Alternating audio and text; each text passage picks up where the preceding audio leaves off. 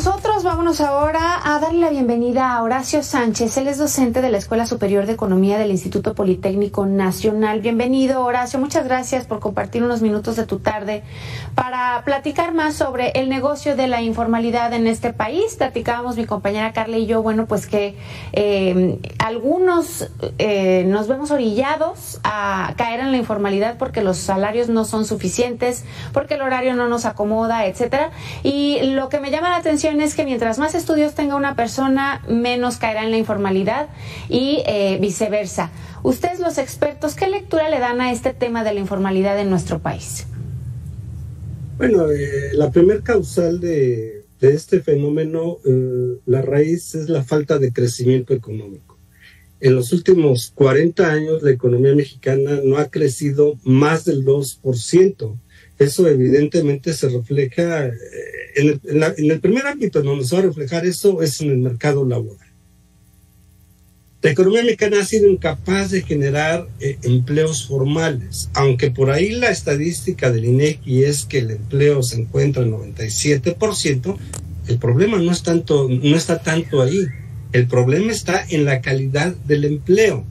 Del 100% de empleos que se generan en nuestro país, efectivamente el 55% son empleos informales. Una de las características de la informalidad laboral es el alto grado de precariedad laboral que sufren los trabajadores y evidentemente sus familias.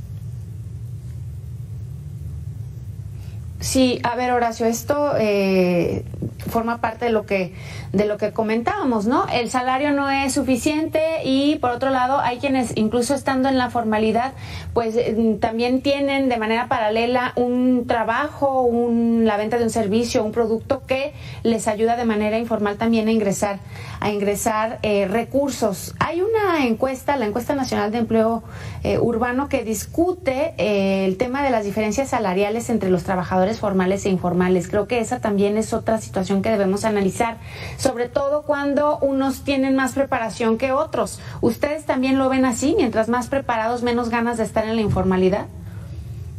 Fíjate que en los últimos 20 años, Alejandra, se ha incrementado el índice de informalidad entre quienes más estudios tienen. Hace 20 años, quienes ingresaban en la informalidad laboral eran los que contaban con primaria y secundaria. A partir de, por ahí de 2010, 2011, se empezó a revertir la situación. Gente con un nivel de estudios de media superior y de superior empezó a incrementar el ingreso a la informalidad. Eso es lamentable para nuestro país porque no le estamos dando alternativas a los jóvenes que se preparan y es un capital humano que no estamos aprovechando. Y eso se refleja, insisto, en la baja productividad que presenta nuestro país y en las bajas tasas de crecimiento económico. A veces estos jóvenes no tienen otra alternativa con todo y el nivel de estudios que traen, efectivamente ingresar a la informalidad o emigrar hacia los Estados Unidos o incorporarse en actividades ilícitas. Esa es una situación que se debe de atender en el corto y en el mediano plazo. Oye, Horacio, a ver, explícame para que me quede más claro, por favor, porque veo aquí que la producción informal en México representa el 30% del PIB total, pero que la informalidad a su vez también refleja subdesarrollo y digamos también un tema de atraso económico, al menos aquí en México. ¿Cómo nos explicamos entonces que en el PIB es tan representativo este tema de la informalidad y por otro lado el crecimiento económico nada más no? ¿Porque no entra a las arcas del gobierno? ¿Es por eso? Son diversos ámbitos. Uno, la informalidad refleja baja productividad de los trabajadores. Eso impacta de manera inversa en el Producto Interno Bruto, si lo vemos desde el punto de vista de generación de riqueza. Las finanzas públicas, todos los trabajadores informales no pagan impuestos. Haz de cuenta que de 100 trabajadores, solamente el 45%, que son los que se encuentran en la formalidad, van a pagar impuestos. El otro 55% no lo hacen. Es decir, ahí las finanzas públicas van a asimilarse a un Creso Gruyere, con un chorro de agujeros. Ahí hay una gran cantidad de recursos que dejan de ingresar a las finanzas públicas. Por otro lado, también analizamos el tema de mujeres y hombres trabajando, ¿no? Las mujeres, de manera, digamos, más sistemática y repetitiva, son las que encuentran en la informalidad esta manera de ingresar recursos a los hogares, mientras que para los hombres, digamos, es un poquito menos atractivo. Y decíamos que de acuerdo a los datos que se reflejan en las encuestas o en las estadísticas, pues todo apunta a que es porque las mujeres se hacen cargo del hogar. ¿Ustedes, los expertos, lo ven así también? Sí, fíjate que en los informes de la Organización Internacional del Trabajo, efectivamente, a quienes más afecta la informalidad laboral es a los grupos vulnerables, y las mujeres forman parte de los grupos vulnerables, así como los jóvenes, los adultos de la tercera edad y los migrantes. Creo que ahí tenemos una gran deuda con las mujeres en el ámbito de la economía informal y en otros aspectos del mercado laboral. Pero sí, efectivamente, es de los estratos que mayormente se ve afectado con este tipo de empleos. ¿Qué deberíamos estar haciendo, Horacio, para desalentar a aquellos que buscan emprender un negocio a que lo hagan de manera informal y que más bien se apeguen a la formalidad?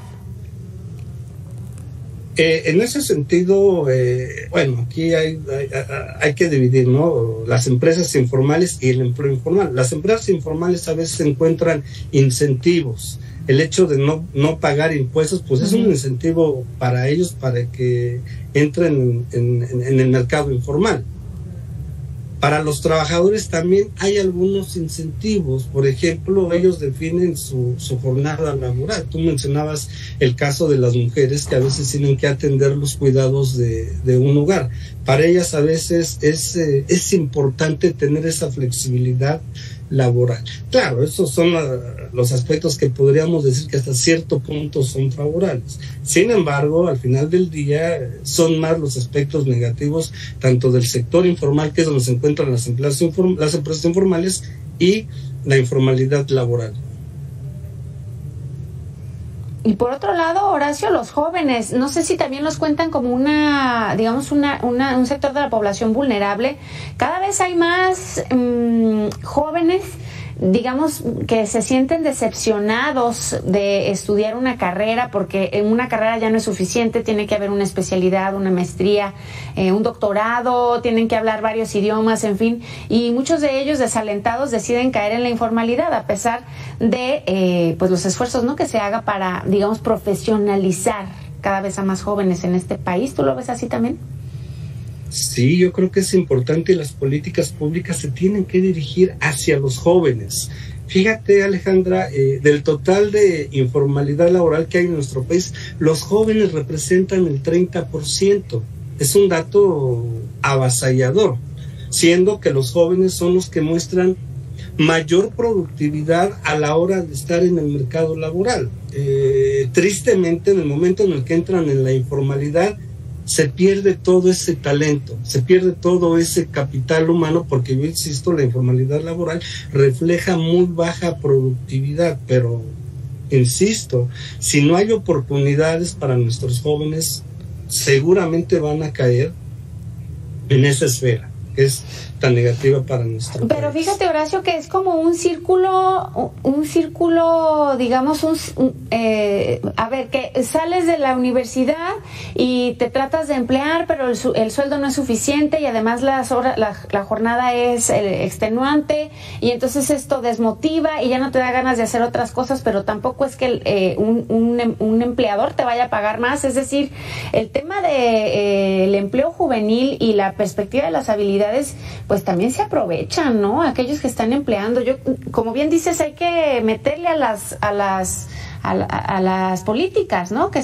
puedan de alguna manera apoyar a los jóvenes y también a la gente desempleada. Sí, yo hacía una referencia al inicio. Nuestro país ha crecido tristemente a una tasa de 2% durante prácticamente 40 años. Eso no es suficiente para garantizar el empleo a los casi 1 millón de jóvenes que ingresan año con año al mercado laboral. Fíjate, para que se pudiera dar una respuesta contundente a toda esa fuerza laboral que ingresa al mercado laboral, tendríamos que estar creciendo a tasas superiores al 5% por año. Si estamos creciendo al 2%, pues ahí tenemos un gran déficit. Esa es una. Dos, no hay una estrategia de desarrollo para nuestro país. Creo que ahí todavía tenemos una deuda que ojalá y las próximas generaciones de políticos y gobernantes pongan sobre la mesa. Es necesario que nuestro país crezca tasas de crecimiento más elevadas y que haya una estrategia de industrialización. Sí. Ahorita se van a abrir oportunidades sin precedentes. El nearshoring es una de esas oportunidades que tenemos que aprovechar. Pues, pero todos, Horacio, desde el gobierno para que ofrezca seguridad y mejores condiciones de inversión, y luego nosotros que le podríamos estar entrando al tema de la fuerza laboral con esta nueva oportunidad del nearshoring. Te agradezco mucho que me hayas compartido unos minutos de tu tarde para hablar de este tema. Espero platicar contigo más adelante con un panorama más positivo. Que esté en casa, le invito a hacer una pausa, regresamos. Estamos a la orden, Alejandro. Un saludo a tu auditorio. Gracias.